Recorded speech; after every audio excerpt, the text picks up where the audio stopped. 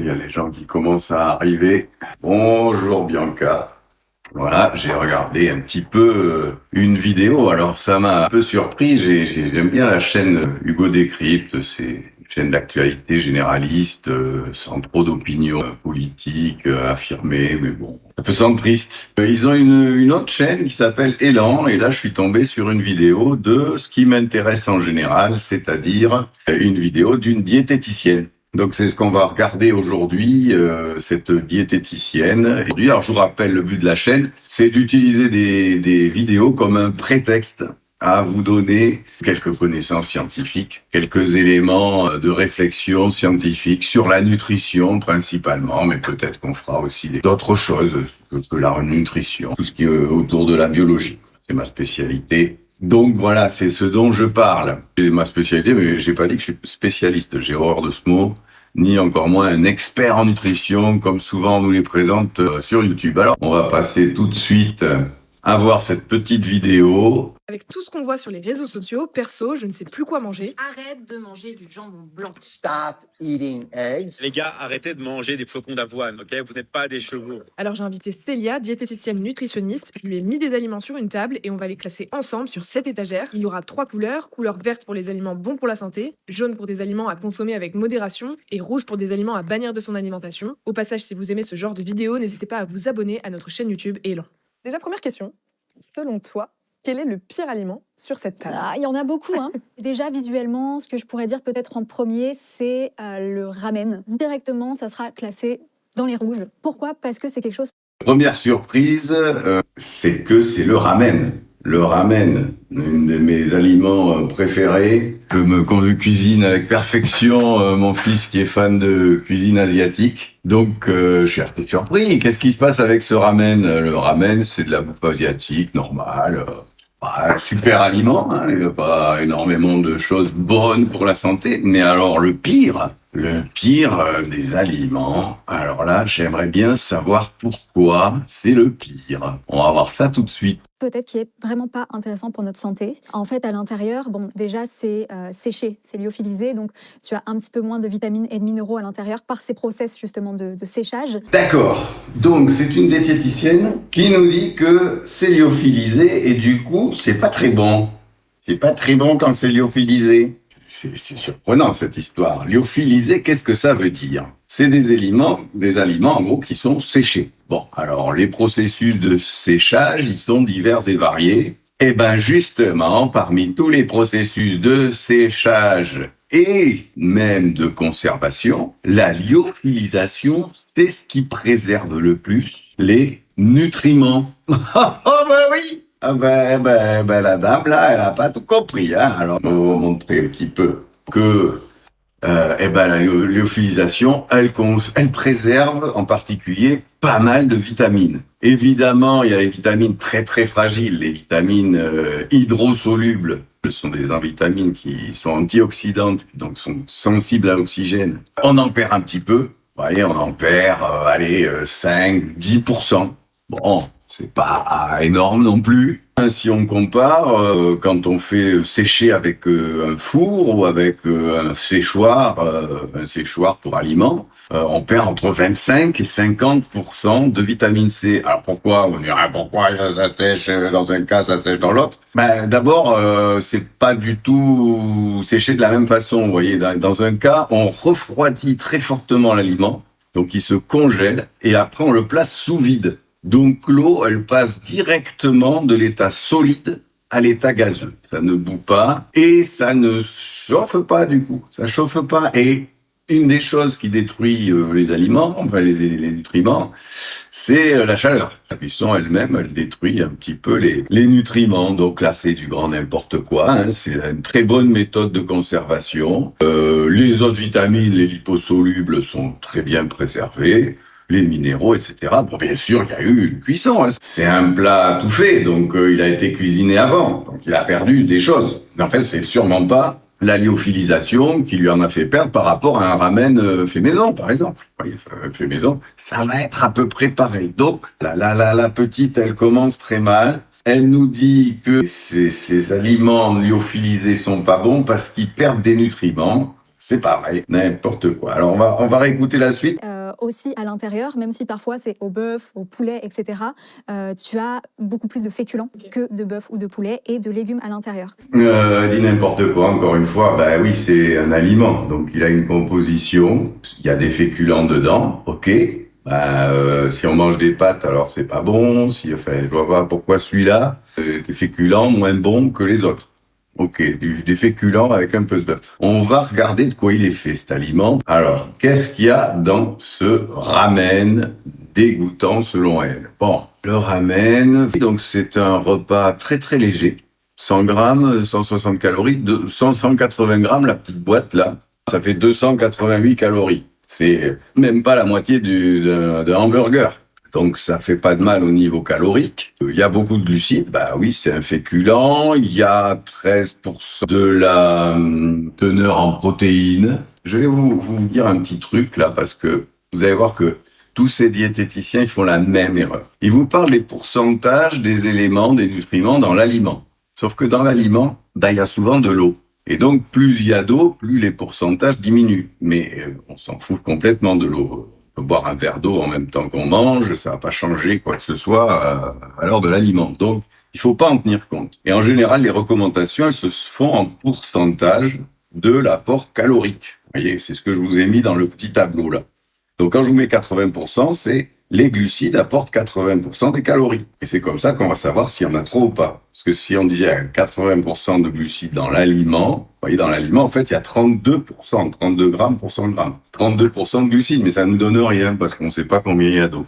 Et donc, la diapositive suivante va nous permettre de comparer cette chose qui n'a rien de trop de choquant, hein, c'est même pas très gras du coup, c'est pas gras. Donc, je vois pas pourquoi c'est mauvais pour l'instant. Qu'est-ce qu'elle a avec les petits Chinois? Voilà. Alors ça, c'est les recommandations. Vous voyez, je vous ai mis ça comme ça, on est d'accord. Les recommandations de l'OMS et de l'ANSES. L'OMS, c'est l'Institut mondial de la santé. Et puis l'ANSES, c'est sa version française, en gros. Hein. C'est l'Institut français qui s'occupe de la santé et des aliments. Donc, vous voyez leurs recommandations. Donc, il y aurait, si on mangeait que ça, tous les repas, on mange que du ramen. On est un peu bizarre, on mange que du ramen. On mangerait effectivement 2 fois trop de glucides, pas assez de lipides et juste assez de protéines, mais pas tellement en quantité quand même. Ça fait pas beaucoup sur 180 grammes. Voilà. Mais il n'y a rien de choquant, parce que, justement, on mange pas des ramen à tous les repas. Alors, je comprends pas du tout qu'est-ce qu'elle a à nous raconter sur ce ramen. Elle dit, elle déraille complètement, elle aime pas le ramen. Je sais pas, elle a un problème avec le ramen. On va continuer à voir ça. Généralement, ça, tu vas te le prendre en plat unique. Je sais pas si tu as l'habitude d'en manger. Oui, régulièrement, au moins une fois par semaine. Ouais, Ok. Bon, une fois par semaine, ça va, en vrai. Mais si tu commences à manger 2-3 fois par semaine, parce que c'est la course, c'est ultra rapide, etc., ben, en fait, ça va pas te faire un plat équilibré. Il va te manquer des légumes et beaucoup plus de protéines à l'intérieur de ton repas.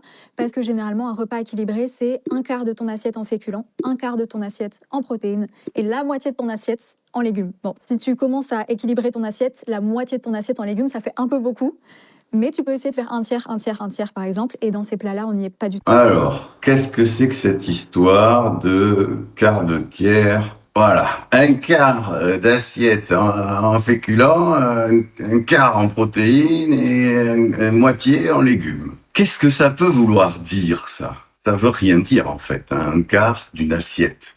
C'est quoi un quart d'une assiette? Est-ce que c'est le quart de la masse des aliments? Le quart du volume des aliments, alors encore plus ridicule, on sait pas, ils nous parlent en rien du tout, là.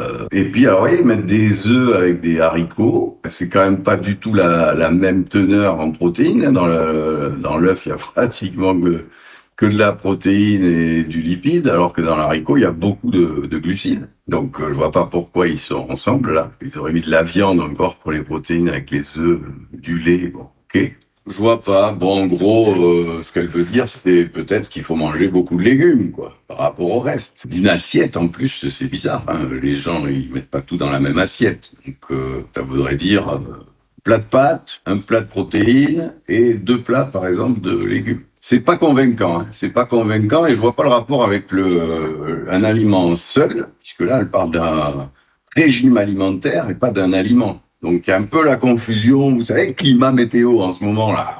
En ce moment, c'est climat-météo. Hein. On confond tout. Est-ce que quand il fait chaud, c'est le réchauffement climatique ou c'est la météo qui fait la canicule, hein? On ne sait plus. Là. Bon, ben là, c'est pareil. Hein. En régime alimentaire, faut pas confondre les aliments et les repas. En gros, et même les repas et le régime alimentaire en général, dans l'ensemble des repas. Il y a 3 niveaux dans le truc, là. Hein.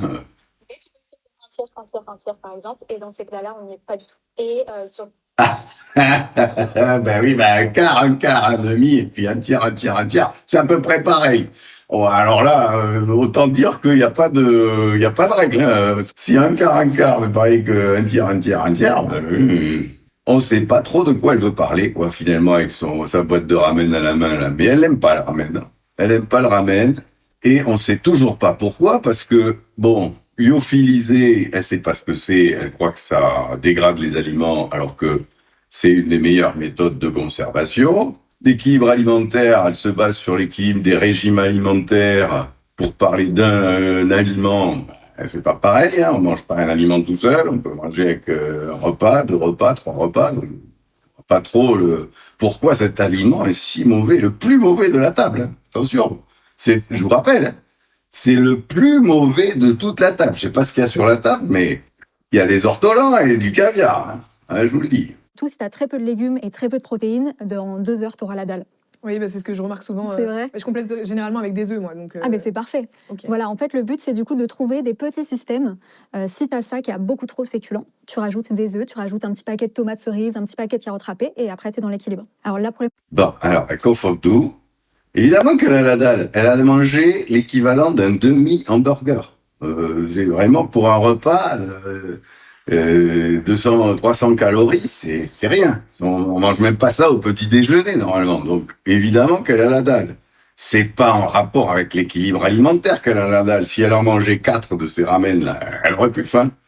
Et ça serait le même aliment. Donc, en voilà une qui ne sait rien de la lyophilisation, ne sait rien du rapport des équilibres et des aliments. Et là, elle nous confond la qualité de l'aliment avec la quantité de ce qu'apporte l'aliment. Ben, la quantité, ça dépend de la quantité qu'on mange de l'aliment. Donc, on a un aliment, on peut en manger beaucoup, on peut en manger petit peu, on a faim, on n'a pas faim. Ça dépend de combien on en a mangé, ça dépend pas du nombre de protéines qu'il y a dans l'aliment. Même si on sait que pour avoir la sensation de satiété, en mangeant des protéines, c'est plus facile. Voilà, si on mange des protéines. Mais en mangeant de la soupe, justement, le ramen, ça doit faire partie de ces aliments-là quand même. On sait aussi que la soupe, c'est rassasiant. C'est rassasiant, je sais pas exactement pourquoi, mais on sait que si on mange de la soupe au début d'un repas, on va moins manger du reste des aliments du repas que si on mange un autre aliment de la même quantité énergétique, évidemment, pas avec un équivalent. C'est mal parti, hein. Oh là là, c'est mal parti. Elle confond absolument tout. problématique aussi de ces boîtes-là, c'est que tu as quand même pas mal d'additifs à l'intérieur, parce que le but, c'est de conserver un maximum possible. Donc, c'est pas non plus, même si la base est un féculent, c'est pas non plus un féculent sains comme les pâtes, le riz, le pain, etc., qui sont plus intéressants pour ta santé. Là, tu as beaucoup plus d'additifs à l'intérieur et tu as aussi beaucoup de sel. Bah, écoute, je te laisse. Allez, je le place directement en rouge. Ouais. Le ramen dans le rouge. Oh, qu'est-ce qu'il dit ce ramen dans le rouge? Ah, mais je rêve. C'est quoi ce truc? Elle est complètement nulle. Ah ben, on va regarder. Il y a des additifs. Elle nous dit que c'est pas bon pour la santé parce qu'il y a des additifs. Est-ce qu'elle a été voir les additifs qu'il y a dans le ramen? Alors voilà les ingrédients, là, les additifs. Pas grand-chose, hein. L'acide lactique, carbonate de sodium, c'est des correcteurs d'acidité. Ça fait l'acide lactique, on en a plein le corps. Ça ne nous fait pas de mal du tout. Carbonate de sodium, c'est un peu comme le bicarbonate, on peut en mettre partout. Absolument anodin. Après, qu'est-ce qu'il y a comme autre additif? Maltodextrine de maïs, ok. Extrait de levure. Arôme saveur bœuf. Alors là, c'est peut-être un additif. Sauce soja. Ouais, dans les sauces soja, il n'y a pas que des bons trucs des fois. Mais là, c'est sel, sucre, extrait de levure, fèves de soja, graines de sésame, ail en poudre, oignon en poudre. Donc, il n'y a aucun additif chimique particulier. Ils font une sauce de soja normale. du sel encore de ma huile de tournesol, amidon.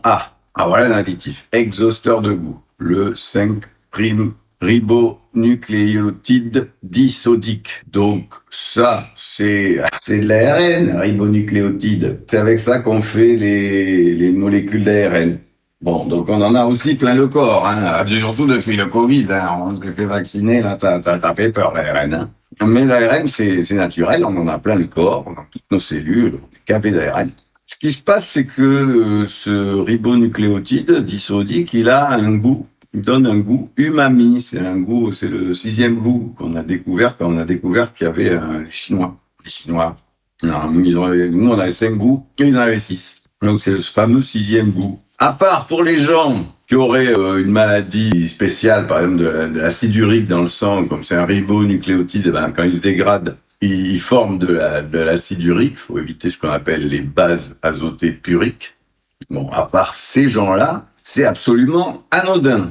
Anti-correcteur d'acidité, de l'acide citrique, c'est l'acide du citron, hein, si vous mangez du citron, vous n'allez pas mourir. Il n'y a pas de quelque chose, machin. C'est un aliment qui est, en fait, après un aliment assez bien fait au niveau industriel. C'est industriel, évidemment, etc. Mais ils n'ont pas trop rajouté, justement, d'additifs. Donc, qu'est-ce qu'elle lui reproche? Elle lui reproche qu'il y a des additifs alors qu'il n'y a pas d'additifs. Elle dit que la lyophilisation, ça détruit les vitamines alors que ça détruit pas les vitamines. Mais qu'est-ce qu'elle peut avoir, cette dame, contre le ramen? C'est très étrange. Elle a inventé plein de conneries sur le ramen. Moi, je serais un industriel, je lui foutrais un procès, hein. Franchement, le gars qui vend ça, qui s'est fait chier à faire un aliment quand même sans trop d'additifs, en préservant tout ce qui est bon dans l'aliment finalement, en ayant une méthode de conservation qui conserve bien les nutriments. Elle dénigre devant tout le monde là, chez Hugo Décrypte. Du délire. Ah, c'est beau ça. Et je me demande ce qu'il va y avoir dans le reste, parce que alors si ça c'est rouge, il y a des aliments, ça va être terrible, hein, parce que là, j'en connais des pires que le ramen, hein, comme aliment pour la santé.